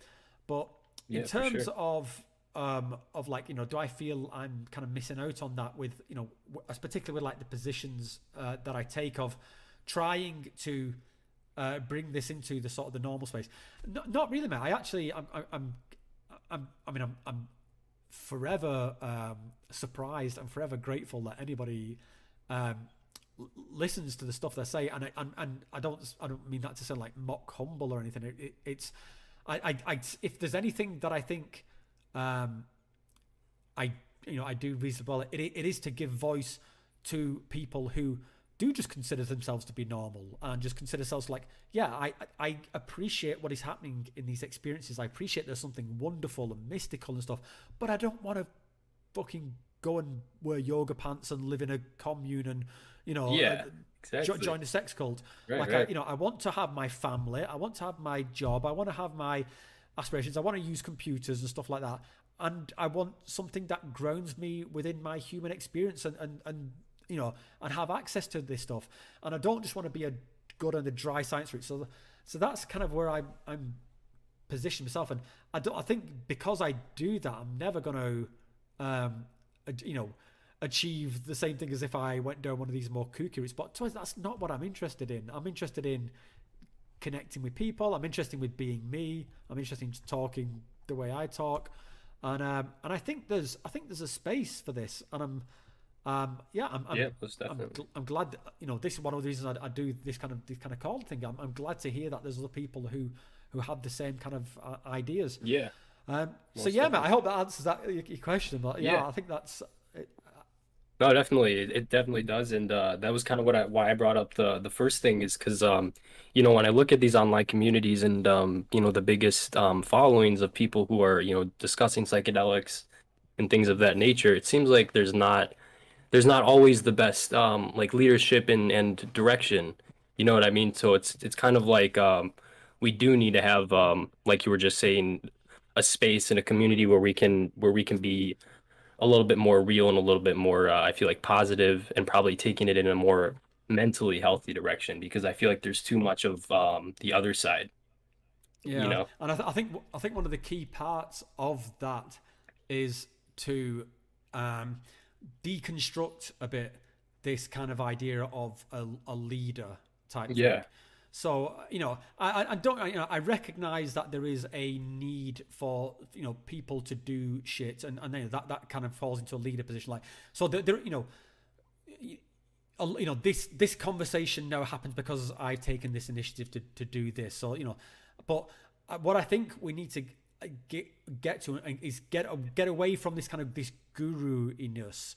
I think that, or at least the elevation of these gurus. I think there's one thing to have like kind of like guru types, is like, you know, I've got nothing against gurus. I think they can be very sort of insightful, people who like devote their lives to this, but there is a inherent risk there of people fetishizing these kind of people, and so just then assuming that they're like experts at everything, and also then the kind of like the gurus can then sort of like start buying into that own mentality. And you see this a lot, you know, with some kind of guru types where, you know, they could be saying stuff which within one sort of subject is absolutely fine, and then you see them like commenting on other things and think, Jesus Christ, you've got no idea what you're talking about.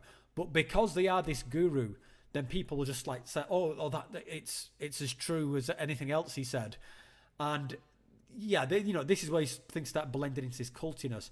So just to tie back into that kind of community thing I was talking about, what I would like, I think, to see within like the psychedelic community is less like recognition, certainly, of people's insights and people's work, but less worship of that, less fetishizing of that. So, you know, it's like, I think that there's a kind of a groundwork for this kind of stuff already, you know, with like people like sort of Terence McKenna, Dennis McKenna, Paul Stamets. You know, these are people who are worth listening to and who have some insights, but they're not to be worshipped. And that's where the kind of the guru line crosses over, I think, where you get, you know, you certainly see it with like people like Sadhguru. And I think Sadhguru's a good dude.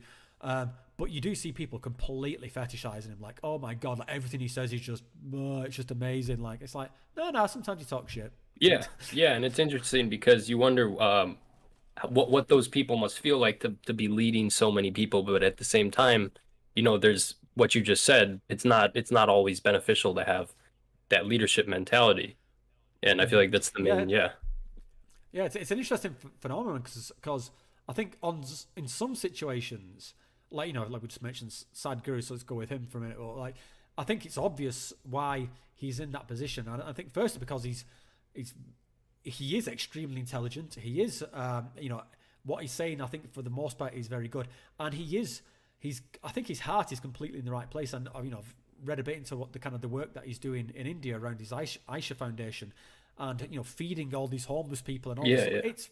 It's fantastic. But then, you know, we know that as kind of human beings, that kind of that hero worship mentality can misfire, and you know, you can end up with people who are clearly never. You kind of wonder, like, how did these people ever? Did anyone ever listen to them? You know, you could go back to some of the sort of, you know, dictators and sort of authoritarian monsters out of, you know, the last century, and think, like, how the fuck did this happen? Like, and it could happen very easily within that kind of let's say religious space. I think it can happen even easier within the space where you've got substances which can make people very suggestible, and substances which can make people look for answers, look for confirmation of something. And I think, and I could certainly see the appeal of someone who says, hey, not only have I got the answers, but if you do like what I say, then you will have the answers too. And that is this enlightenment thing, you know. And it all it ties into this whole, and it's like, dude, it's not enlightenment, you know. Not how I would define it. And I've got a quote I mentioned a few times from like a friend of mine, a guy called Ryan Otis, he's a YouTuber who's got a channel out in Thailand, and he had this definition of enlightenment is the never-ending process of realizing how stupid you were 2 weeks ago. And I thought that is pretty much spot on, because that is this idea that you reach some sort of finishing point, and that you're just like, yeah, I'm done now, I'm good. And also coupled that with when you think about a lot of these people who are talking about enlightenment and stuff, not to be derogatory, usually extremely young. You know, you've usually got people who are like 30 years old, maybe a little bit older, talking about as if they have got the complete understanding of life, the universe, everything, enlightenment, spirituality. They know, they're 30 years old, and like, dude, you ain't no fuck all, mate. Like, if you know, that's how I thought when I was 30-year-old. And yeah, when I was 35, I realized how stupid I was then. When I was 40, I realized how stupid I was then. I'm gonna be 45 soon. I'm gonna realize how stupid I was then. You know, it's, you've got to be humble to these things. It's just, you know, we're going through a process, and when I say, you know, I realize I'm using some language like saying people are stupid, but it's just about kind of recognizing that we're on a sort of a journey. You know, I don't think you ever have the answers. I don't think you're ever supposed to have the answers. I think you're just supposed to experience something. And, you know, if we can just like climb out of our own, I know, well, let me put it this way. From my own experience, I find that I am happier, more content, feel more aligned, feel more spiritual, feel more in tune with myself, with my family, with people around me, when I'm just present and when I'm just experiencing being a human being.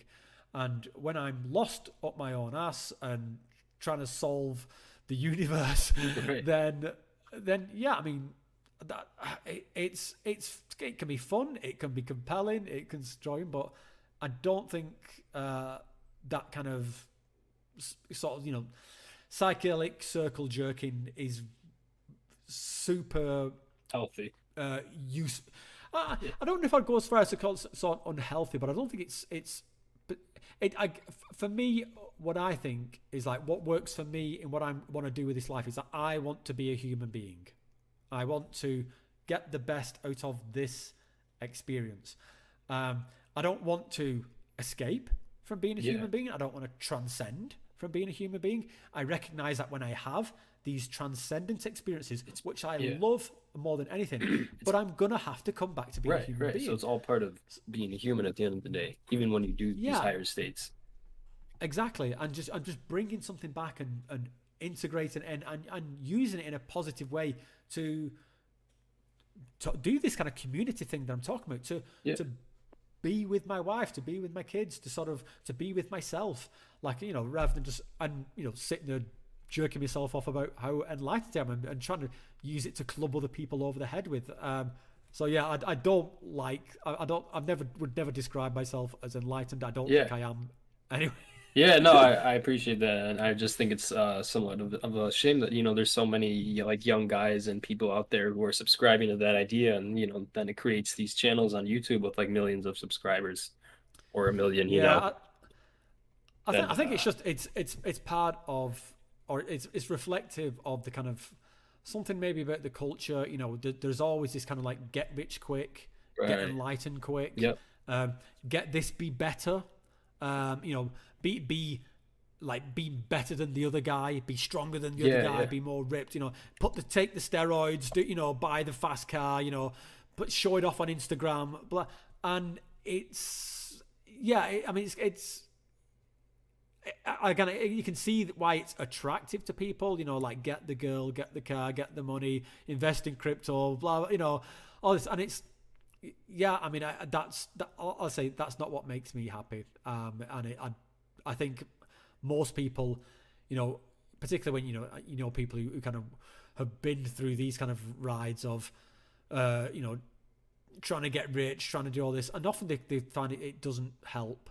yeah, Whereas I think like and certainly from my experiences of traveling around places and meeting people who have a fraction of what any of us will ever have, and are infinitely more content, just because they're more grounded in themselves as a human being and just less sort of lost in the kind of the bullshit of our society. So I think there's a part of that plays into this thing of why these kind of people can become self-appointed gurus. It's no, because most there's something definitely. in us that I think wants to hear that at some level. Yeah. It's like, I mean, I certainly see this in all the crypto stuff at the moment. Like this, how is all this crypto stuff going on when it's clearly so volatile? And it's because everyone wants to believe that they can get rich quick, and some people will, no doubt about it. Some people are going to get very rich, but is it something that can be, formularized and recipeized and like, hey, I can teach you? No, I don't think it is. So yeah, but the culture calls for it, and that's how those guys get popular. Yeah, no, that makes a lot of sense, and I appreciate your view on that. It's really inspiring. Cheers, So, dude. Well, yeah, I'm glad you're enjoying the content, mate. yeah, for sure, for sure. It's always great to watch you, and I'll be back on the next call. Awesome. All right, dude. All right, Rob, take it easy, man. I'll talk to you later. Bye, mate. All right, bye. So I got one. Okay, so is this from before? Okay, I've got one last caller, and then I think I have to call day before, because Rachel will come in, but she's not coming yet, so we've got plenty of time, so don't worry. And so it's Gabriel Goncalves. Is that, am I pronouncing that right? Gabriel Gonçalves. Anyway, Hello, Gabriel. Hello. I was the guy that was previously trying to call the guy Julius Caesar, but I had to use a different account because it didn't work. Okay. But I wanted to talk to you, particularly because I've been investigating the origins of some of the current control regimes we have for controlled substances, how the laws work. Because you hear a lot of people talk about psychedelics and all this stuff. You don't hear a lot of people actually talk about some of the conventions, particularly not the ones domestic, but the international level. We're talking the ones on the UN. I've particularly been looking around them, and when you look at them, you realize a lot of them are very vague. They don't really make sense. The ones I'm talking about, just so people get knowledge, is there are currently 3, but there are 2 big ones. First one is the Single Convention on Narcotic Substances. So that's the one that prohibits the coca plant, all of its derivatives, opium, and obviously cannabis. The other one, which is more relevant, is the Convention on Psychotropic Substances, 71. And the reason I talk about this is a lot of people are confused of this is at least my theory, of why some of our national governments are not legalizing certain psychedelic drugs and all this sort of stuff. And one of the reasons is because the current 2 laws, particularly the second one, they specifically say that governments must LSD, I think it's 2CB, and a whole list of phenethylamines, tertylamines, and tryptamines illegal. And my personal quest is trying to rewrite, or at least get some of our national governments to denunciate these sort of conventions. They don't work. You know what I mean? Mm-hmm. Yeah. And how are you planning on doing that? Is it? I think the first way, ultimately, that we need to do is we need to realize these conventions don't work. So the it's very interesting because the first convention, the one that's the narcotic, that convention specifically, I think it's the only one in the UN convention that says a specific evil and that drug use is a specific evil. No other UN convention says that. I think my main way of trying to repeal these conventions is to realize how bureaucratic they are and how much they limit countries. So, for example, right now, it's very hard to do scientific research on many controlled substances. Let's say I'm a drug researcher and I want to do a research on, let me give a controversial one, cocaine. I want to do research on cocaine to see how it works on the brain, see how it works. Very hard to do that. We have to go through all this bureaucratic red tape, and it's just a nightmare. Also, the harm that is done. So, see with the first treaty, the Convention on Narcotic Substances that prohibits, let's say, the coca leaf, that one violates a lot of the, and that specific treaty, I think that one about the coca leaf, doing as an example, that one says that the coca plant must be eradicated in the wild, everywhere. Oh, wow. Yeah, it does actually say that. A lot of people don't know. I mean, that would be pretty, because I mean, like coca leaves are used. I mean, like coca tea is very common in like the Sacred Valley in Peru. So I mean, that would be, very. I mean, also it's used medicinally as well in the place like for altitude sickness. So I think to say to wipe it out on. I mean, I would kind of I would kind of agree that there should be some kind of control around it, because I think cocaine was a bit of a sort of an epidemic. But yeah, I mean, I don't know enough about those particular things, those UN things that you're talking about, to sort of comment on them. But yeah, I mean, if it says what you say, then I think we need to. It's true. You can see how it violates much of the local customs. I think the one on cannabis, I think. The cannabis one is a bit more controversial because these treaties they're not as simple as people think. People think it's just these treaties, but there's a lot of UN organizations involved as well. So you have the UN Narcotics Control Board, which is one of the most opaque institutions of the UN. You get no minutes. No one knows what's said in these meetings, but this organization is responsible and a lot of the current controls that we have in place, and it keeps putting more control. One of the reasons that, for example, certain countries won't legalize certain drugs they would like to is because if you do this, the control board will automatically make a remark. For example, just an example to show people, when Uruguay made cannabis legalized it for recreational use, the control board automatically made a remark, for example. We also see, the control board also refuses to budge or decriminalize or anything.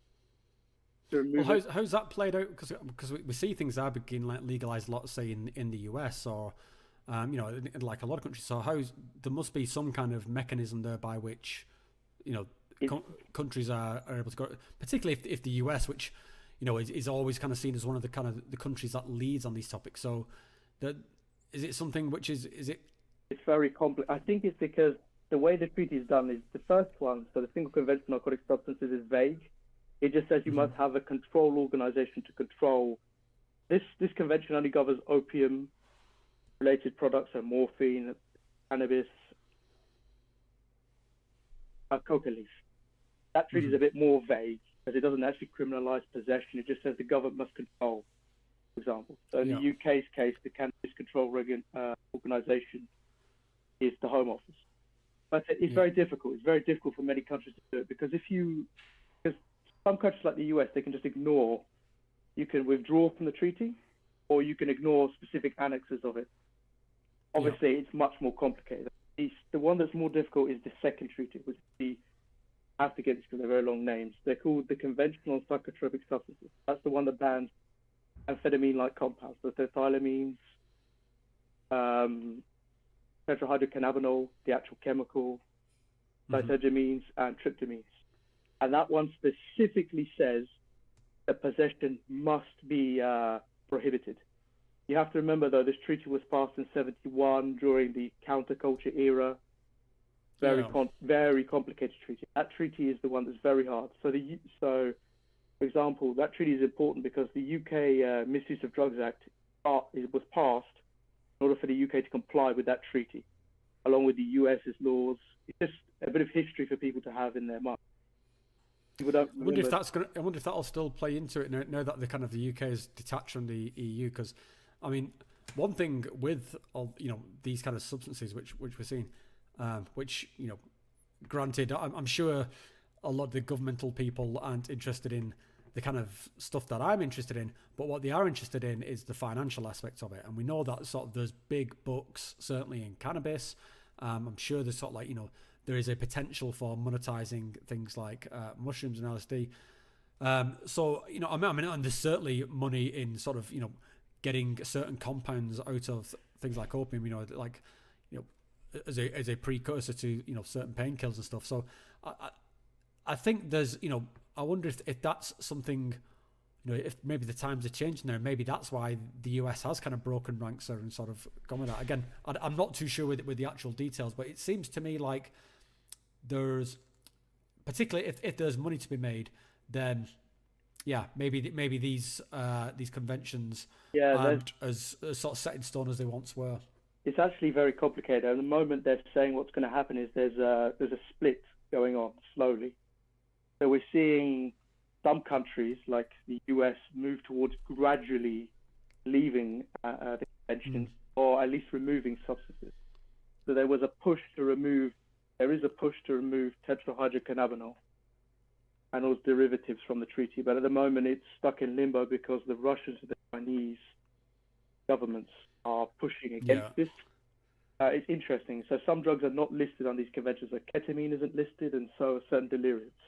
Just so people have that. Well, I suppose that's one thing. If it comes from the UN, then the UN is such a kind of a bloated organization, and everyone's got a voice in it. And I can imagine that Russia and China don't want people sort of having sort of things which might give them alternate thoughts. But these are the big players in the UN, so it is, so maybe that's some kind of something there whereby, again, maybe like what we are seeing with sort of UK and sort of US, maybe a sort of a pulling back from these sort of bigger organizations like the EU, like the sort of the UN, and sort of doing their own thing. I mean, well, I don't know how much the UK would sort of get in. UK at the moment seems extremely conservative regarding drug policy, and I was kind of surprised that not entirely surprised, but particularly with the US sort of going in what seems to be a much more open way, like US and Canada, then I kind of imagine that the UK would follow suit. But certainly we see like places like Portugal in Europe, which is sort of much more friendly to these kind of substances. So mate, I think maybe we'll just have to see what happens. But it's a wait and see policy. I mean, the UK, I don't know, because the UK at the moment, people are saying what's actually going on in the UK. This is the conspiracy theory, at least in the UK, is it's consolidation. Right now, the government is trying to consolidate the market, because a lot of collusion between the government and some big companies, trying to consolidate the market. And they've already got plans to legalize. I do believe that's the case in the UK, but who knows? Yeah. But another thing I wanted to talk about is why do you think that, well, I've talked about the history, why do you think that currently our culture takes quite a alcohol, a drug that a lot of people don't consider a drug, which is very strange and bizarre. A lot of people treat it like it's very soft, but compared to many other addictive ones, like even morphine, the withdrawal from alcohol can kill people, but people don't remember this. Alcohol is treated almost like it's just, there's no responsibility. It's not really treated with safety. Why do you think alcohol gets a pass? But if I smoke a spliff, I'm a villain. This is something that I don't understand. I want your opinion. I think it's just because it's just the way it's historically been woven into the social fabric. So, I grew up in England, and the culture there was, it is a pub culture. When you socialize, you go to the pub, this is the kind of like almost like the English dream. You go to work, Monday to Friday, and then Saturday and Sunday, daddy goes out and sits in the pub with his newspaper and his dog and plays darts. That's, so it's kind of so just entrenched in it. And even as I've kind of, as I've traveled around Europe, and you get same thing in like Germany, it's this beer culture. They almost have these like temples of beer. Everyone's sat in these huge, bench seatings, and these guys have got these very ornate drinking glasses. So there, this certainly doesn't excuse it, but you can see that there is something historical whereby it's just the way it is now. Now I'm totally with you. I think this is kind of although I think there's certainly a place for alcohol and that sort of alcohol culture. I think that's fine. I totally get it as a social lubricant. Going for a meal and having a drink, that's fine.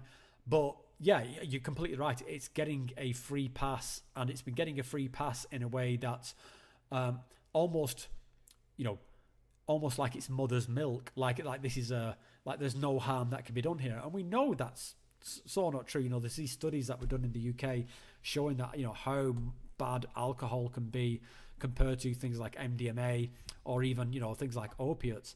But I think the challenge there is that those kind of other substances don't have the same kind of social fabric that alcohol does. The closest I think that's come to that is the rave culture in the 1990s of the UK, where there was this kind of big it was like the social thing was to go and do MDMA and have a sort of party. And it really felt like the times were changing.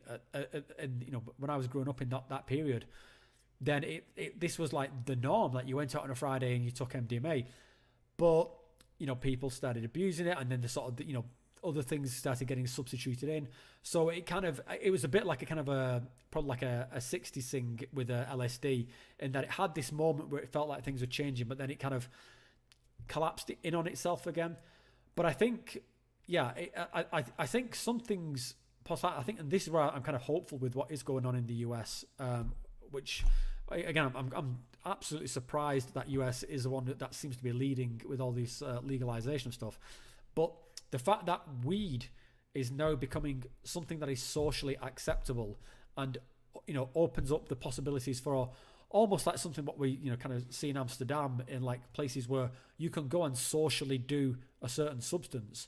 Then I think that's what we need to do. Once it's woven into the social fabric, like alcohol is, like sort of weed is in Amsterdam, then it's kind of it's almost like a done deal then. But yeah, I think there's some ways off before. I mean, again, this is why I think like these retreats offer a good inroad there, because it offers what's kind of seen as like a respectable, controlled way of doing a certain substance, whether it be mescaline or DMT or 5-MeO DMT. So I think we need something like that to sort of get it in there. But yeah, mate, we'll just have to again see what's things are changing in ways I never thought they would anyway. So I'm actually quite positive about what the future holds for these substances, because I would have never dreamed in my lifetime that weed and mushrooms and stuff were going to be legal in the US. So yeah, we'll just have to see where it goes.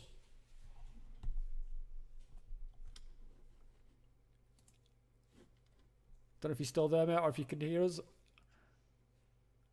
If you can, we can't hear you. Don't know. Okie dokie. I'm not. Well, I don't know if you're still there, mate, but I can't hear you. But which is good anyway, because I think this is probably a good time to wrap this one up. So I'll just have a quick scan through the if there's any outstanding texty, chatty question things. Let's have a quick nosy. So yeah, I can see people saying, kind of agreeing that alcohol's the worst. Again, I think alcohol has its place. I think alcohol as this kind of like this primary, this position that alcohol has in our culture of this primary thing is kind of, yeah, it's kind of nuts and bizarre. I'll actually see. Hold on a second. I'm just going to tap on the wall. See if I can. I think my little assistant might have just appeared. So yeah, I would like to see other things take, or at least other things be offered alongside alcohol. Right? No. Let's see what else. Mushrooms aren't going to be legal in the US, says Sheldon. I'm always confused, mate. I see. I'm sure I've seen stuff where people are saying that like mushrooms are going to be legal. It's hard to keep up with what's going on in different states, or maybe I'm getting confused with what's going on in Canada. I don't know. I'm an idiot in that regards, but I've certainly seen some stuff around things. Okay, so this is Karina saying some states have decriminalized psilocybin. I think that's where I was getting it from. Still, I think, like Karina says, I think these are huge steps compared to when I grew up in like the 1980s, where we're talking about the war on drugs. Holy shit, this is going to be a good segue. Right, let me show you guys something, because I just picked up something today, and you can let me know what you guys think of this. So, I've got a friend who's an American, and she was going through some boxes of stuff that she had in her apartment. She lives here in Switzerland with me, and she found this. Let me see if I can get it in shot. So this is a piece of propaganda. This is like the kind of like the don't do drugs propaganda. It's called Pot Luck. Apparently this is something that got handed out to her when she was living in the US. And this is what it's like to turn yourself off by turning on with drugs.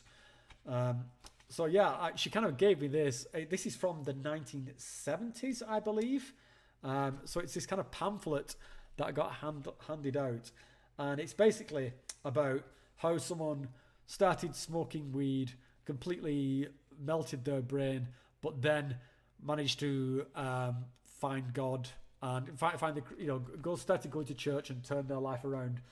So she told me she had this. I was like, oh, you got to let me borrow this. I was wondering whether to do like a sort of a live kind of read through of it, because I've heard of that the kind of like the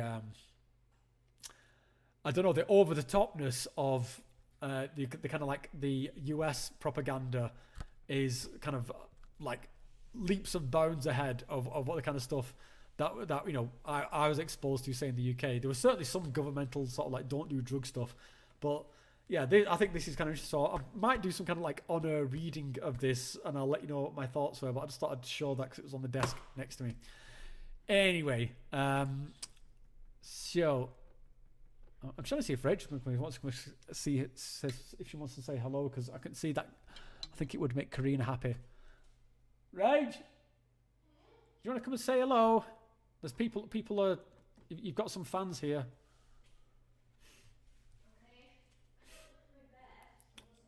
Oh, she worries. She doesn't think she looks her best. Let's see. If anyone else, you can sit on my knees. All right, watch out for that. All right, it'll pop up in a minute. It's a little bit of lag. There you go. I know. Now I'm like. Right, I can take the headphones off now. So, yeah, let's say hello. Hello.